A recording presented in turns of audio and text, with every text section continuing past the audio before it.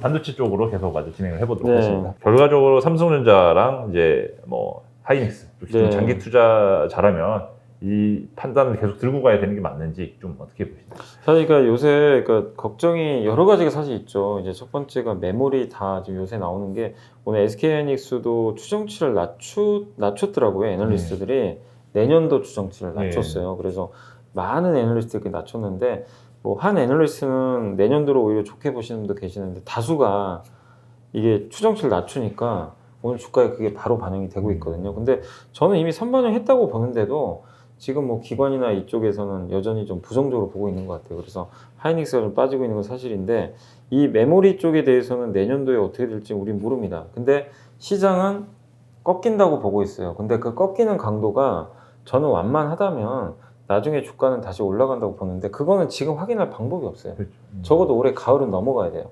10월, 11월 돼야 내년 어느 정도 좀 구체적인 전망들이 더 나올 수가 있으니까. 근데 지금은 내년도에 진짜 안 좋은 거를 미리 선반영하고 있다. 이렇게 좀 생각을 해주시면 좀 좋을 것 같습니다. 그래서 주가가 오르기는 어렵지만 악재는 이미 노출이 되고 있다. 이렇게 좀 생각하시면 좋을 것 같고, 그 다음에 이제 요거 이제 하이닉스에 관련된 문제고, 그 다음에 삼성전자는 지금 이 메모리 말고도 여러 사업부들이 있는데, 일단 첫 번째가 지금 폴더블 폰 과연 성공할까?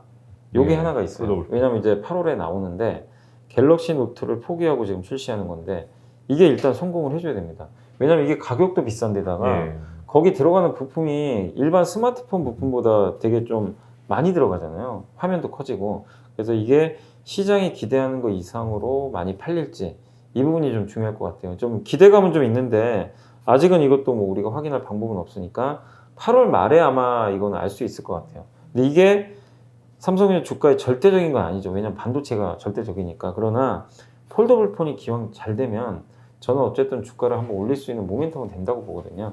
그렇게 보시면 좋겠고, 그 다음 두 번째가 역시 파운드리 같아요. 파운드리 자꾸만 지금 인텔도 이번에 뭐 기술 로드맵을 발표한 것 같은데 자꾸만 너무 추격을 하니까 이것도 부담스럽고, 인텔이 뭐 저번에 글로벌 파운드리 인수하는 얘기도 일부 있었고, 삼성 입장에서는 되게 껄끄럽거든요. 왜냐면 삼성이 2등이고 인텔이 어떻게 보면은 실제로 자기네가 자사 파운드를 하고 있거든요. 근데 인텔이 글로벌 파운드를 인수하면 3위가 되는데 맹추격할 수밖에 없고, 그 다음에 기술 로드맵을 봤을 때는 2024년도에 2나노를 한다고 지금 그 CEO가 직접 얘기를 했더라고요. 근데 이거는 저는 솔직히 믿기지가 않아요. 약간 시장에서도 많이 회의적인 것 같습니다. 이게 말이 되냐 이거죠 지금. 아니 7나노도 제대로 못 해가지고 이 난리가 났는데, 아니 삼성하고 TSMC 7나노 하고 있잖아요. 근데 이건 너무 앞서간 거 아니냐. 뭐 모르죠. 인텔이 그렇다고 기술력이 없는 회사는 아니니까. 근데 너무 앞선 자신감인 것 같긴 한데 이거 역시 삼성전자 주가에 당연히 부담입니다. 거기다가 TSMC는 저만치 앞서가고 있고 삼성은 지금 못 쫓아가니까. 그러니까 이런 여러 가지 파운드리에 대한 불확실성이 계속 주가를 누르고 있어요. 원래 삼성전자 아시겠지만 연초에 파운드리 기대가 엄청 컸어요. 그래서 주가 올라갔잖아요. 그게 지금 꺾여버렸습니다. 근데 역으로 생각하면 이제 이것도 역시 다 알고 있어요. 그래서 지금 주가가 안 갔던 거 20% 빠졌잖아요. 고점 대비. 그렇기 때문에 파운드리 쪽도 지금 뭐 물론 좋은 건 아니지만 전 삼성의 기술력을 좋게 봐요. 그리고 5나노, 3나노까지 기술력도 확보했고, 다만 안타까운 게 고객사가 너무 한정돼 있어요. 이걸 넓혀야 됩니다. 이거는 삼성이 보여줘야죠. 그러니까 주가 올라가려면요 고객사 확보만 더 되면 돼요. 올해 연초에 기억나세요? 작년 말하고 막 퀄컴, 엔비디아 수주했다, IBM 수주했다. 이거 연달아 나오니까 주가 뻥뻥 튀었단 말이에요. 근데 그 후로 지금 없어요. 그러니까 파운드리 수주가 반드시 필요합니다. 기술력을 떠나서라도 저는 충분히 할 수 있다고 봐요. 기술력은 확보가 돼 있는 기업이니까. 그래서 얼마만큼 고객사를 확보하는지. 그리고 미국 입장에서도 지금 어쩔 수 없이 TSMC에 의존을 하지만 그래서 인텔을 키우잖아요. 근데 인텔의 기술력이 실제로 따라오기까지 시간이 걸려요. 근데 너무 TSMC에 의존하면 부담돼요. 그 중간고리로 삼성이 있단 말이에요. 그래서 저는 어느 시점에서는 삼성이 충분히 수주를 줄 수 있다라고 저는 좀 생각을 하고 있거든요. 그래서 이건 한번 기대감을 좀 가져보시고, 그 다음 세 번째가 M&A. 근데 왜 M&A를 해야 되냐? 매출액 때문에 그래요.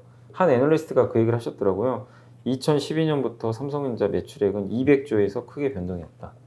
200조에서요 거의 변동이 없어요. 진짜 제일 많이 나온 게 240조 정도. 왔다 갔다 해요. 그러니까 투자자들이 봤을 때 매출 성장이 나오는 걸 우리가 찐 성장이라고 하는데 삼성전자를 봤을 때 매출 성장이 아니라 영업이익만 성장하는 거예요. 왜냐 반도체 가격이 올라가가지고. 그러니까 이거를 좀 폄하하는 거죠 어떻게 보면은. 그러니까 이 매출 성장에 대한 우려를 해소하는 제일 좋은 방법은 그냥 인수하면 돼요. 어떤 기업을. 사실 그 글로벌 파운드리도 좋지만 제일 기대하는 게 NXP죠. 많이 나왔죠 이거 인수하면 당연히 점프하거든요.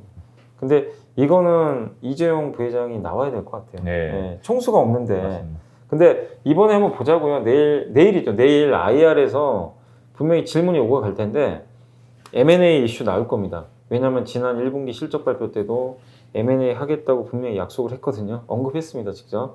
그렇기 때문에 2분기에도 얘기가 나올 거예요. 근데 이거를 그 관계자가 그냥 두루뭉실하게 얘기를 하면 오히려 또 실망할 수도 있는데 왜냐하면 분명히 하겠다고 언급을 했어요. 그래서 구체적인 내용이 좀 나와준다면 내일 주가에 굉장히 우호적일 수도 있는 거거든요. 그래서 일단 내일 IR을 앞두고 우리가 뭐 제가 이런 얘기 한다고 뭐 올라간다 내려간다 이건 아니지만 내일 IR에서 긍정적인 포인트들이 이런 제가 말씀드린 이런 포인트들이 시장이 요구하는 걸 충족하는 답변이 나올지 그 점도 한번 생각해 보시면 좋을 것 같아요. 그래서 저는 결론적으로 지금 팔지 말자. 좀 기다리자. 오히려 저는 저가 매수 기회다. 이렇게 좀 보고 있는데 오르기 위해서는 아까 말씀드린 이 요인들에 대한 뭔가가 조금씩 해결되는 게 조금이라도 보여야 돼요. 그때 가는 거니까 조금 시간은 필요하다. 이 말씀을 좀 드리겠습니다.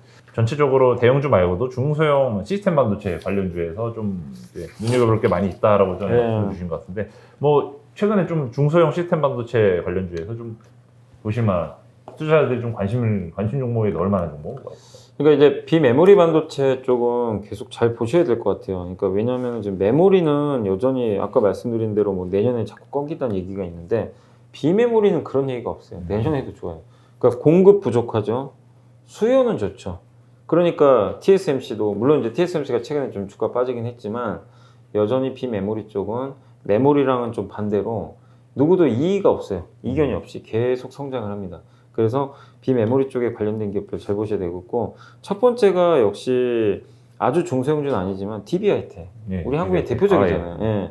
파운드리 거의 유일한 전문 회사잖아요. 그럼 DB하이텍은 그래서 DB하이텍이 삼성과 SK하이닉스랑 다르게 주가가 되게 견조했어요. 근데 8인치 팹을 만드는데 이게 사실 9세대죠. 구식이죠. 구식인데 이게 너무 부족하니까. 근데 이거 계속 내년도도 좋습니다.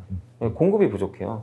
그리고 예전에 기사 보니까 현대모비스가 이제 작년인가 현대오트론인가요? 차량용 반도체 만드는 회사 하나 인수했잖아요. 그걸 인수해가지고 그럼 그걸 왜 인수했을까요?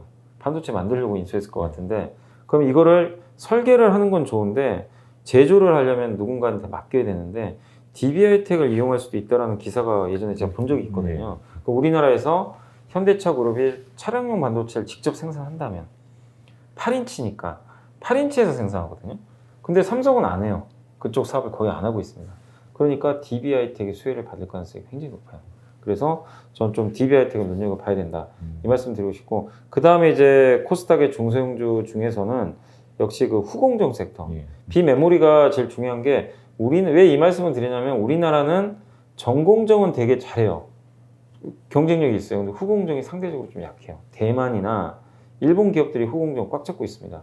그래서 삼성이나 SK하이닉스 입장에서는 후공정도 많이 투자를 해야 돼요. 기회면 우리나라 기업 쓰는 게 좋잖아요. 그렇기 때문에 후공정과 관련된 산업이 앞으로 커질 것 같아요. 후공정이 뭐냐면 패키징 같은 건데 뭐 조립도 하고 그 다음에 웨이퍼 절단해 가지고요 칩에 연결하고 이게 쓸 수 있게 그리고 검사도 하고 이런 것들을 우리가 다 토탈해서 후공정이라고 하는데 DDR5도 이제 출시되잖아요. 그것도 중요한 게 규격이 바뀌면 나중에 뭐를 해야 되죠? 칩에 이제 이게 제대로 꽂아졌는지 패키징도 검사를 해야 되고 여러 가지 검사 장비 수요가 늘어날 수밖에 없어요. 다 후공정이거든요. 그러니까 이런 DDR5 기조도 당연히 후공정 섹터에 저는 굉장히 긍정적이다. 이렇게 보고 있습니다. 그래서 후공정 쪽 위주로 여러분들이 한번 그 눈을 돌려보시면 좋을 것 같고 대표적인 후공정 회사들이 장비 회사 쪽에서는 그 한미 반도체 같은 기업들이 있고 그 다음에 유니테스트 같은 기업들 이게 DDR5 같은 거 검사 장비 만드는 기업인 것 같더라고요.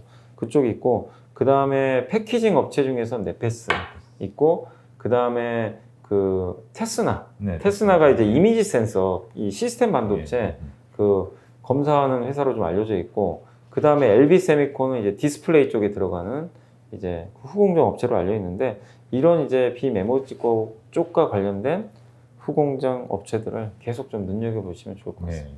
현대차, 기아 이렇게 두 개 종목 관련해서는 또 좀 계속 좀 행보를 또 하는 모습도 보이고 있어서 네. 좀 계속 사모아야 되는 건지 아니면 뭐 당분간 좀 현금 들고 관망을 더 해야 되는 건지 한번 여쭤볼게요. 약간 그러니까 현대차 기아도 약간 반도체랑 비슷해요. 이게 여기서 더 좋을 수 있을까? 이 불안감이 계속 있는 것 같아요. 이보다 좋을 수 있을까? 요게 있다 보니까 약간 이제 차익 매물이 나왔던 것 같아요. 뭐 어차피 이제 실적도 발표했겠다. 더 좋은 건 나도 모르겠다. 그래서 일단은 좀 판 물량이 있었던 것 같고. 근데 지금 기아 같은 경우 보면 3분기도 되게 좋다고 하더라고요. 또 신차 출시도 지금 잘 되고 있고. 그렇게 보면 부정적으로 볼 만한 이슈는 아닌 것 같고, 이익 체력이 굉장히 올라갔어요. 그래서 기아에 대해서는 긍정적인 시각 계속 유지해야 된다. 현대차도 마찬가지고, 일단 저는 좀 그렇게 좀 생각을 하고 있고, 이번에 또 파업 이슈가 해소는 됐잖아요. 예, 그래서 무파업으로 일단 해소돼서 그 점도 긍정적이고, 그 다음에 역시 이거 같아요. 주가를 올리려면 결국 시장이 원하는 건 내연기관차만 잘 팔리는 게 아니라, 야 너네 전기차도 하잖아. 그거 팔리는 거 보여줘. 이걸 원하는 것 같아요. 근데 전기차 판매가 아직 안 되죠. 왜냐? 아이오닉 5가 생산이 잘 안 됐기 때문에. 근데 이제 정상적으로 지금 가동이 들어간 것 같고, 거기에 이제 반도체 공급 이슈도 좀 완화될 조짐이 보이고 있는 데다가, 특히 현대모비스가 그 구동 모터 같은 것도 이제 다 조립을 해가지고 이 GMP 플랫폼을 만들어서 납품하는데, 모터 쪽에 이게 좀 제대로 수율이 안 나와가지고 정상적으로 공급이 잘 안 됐나 봐요. 근데 이제 6월 말을 기점으로 해서는 공급이 좀 정상화되고 있대요. 그렇게 본다면 아이오닉 5가 정상 생산이 이제 가능해진다는 얘기가 되겠고, 또 하반기에 그 기아도 EV6 출시 예고돼 있죠. 그 다음에 현대차는 제네시스 브랜드로 판매가 되고 있는 G80 EV 전기차 모델이 있는데, 이 삼각 편대가 어쨌든 올해 가을에 얼마만큼 잘 팔려주느냐. 특히 우리나라뿐만 아니라 미국이나 유럽 쪽에서 이 데이터를 확인하고 싶어 하는 것 같아요, 사람들이. 그게 되면 또 주가는 레벨업 하겠죠. 그래서 아직 데이터 확인 전이니까 주가는 당분간 올라갈 만한 모멘텀이 좀 부족하니까 지지부진하겠지만, 현대차, 기아 여전히 PER 10배가 안 될 정도로 굉장히 싸니까 지금은 좀 모아야 된다. 그 말씀 드리고 싶고, 그 다음에 부품 회사도 좋게 보세요. 뭐 현대위아, 현대모비스, 뭐 여러 가지 기업들이 있지만, 이 기업들 같은 경우는 전동화 부품을 일단 만드는 기업이고, 상반기에는 자동차 생산이 많이 안 돼서 실적이 부진했어요. 근데 하반기에는 역으로 코로나 이슈가 좀 완화되고 이러면은, 또 반도체 공급 이슈가 완화되면 당연히 그 생산이 정상화되겠죠. 이번에 실제로 현대차 실적 보니까 그 신혼국 매출이 많이 늘었더라고요. 생산이 잘 됐어요, 오히려 그쪽은. 그래서 생산량 증가가 만약에 계속 이루어진다라면은 부품사한테도 좋은 기회가 될 수 있기 때문에, 그 현대차에 주로 납품하는 부품회사까지도 좀 지금은 비중을 늘릴 때가 아닌가라고 저는 생각을 하고 있습니다.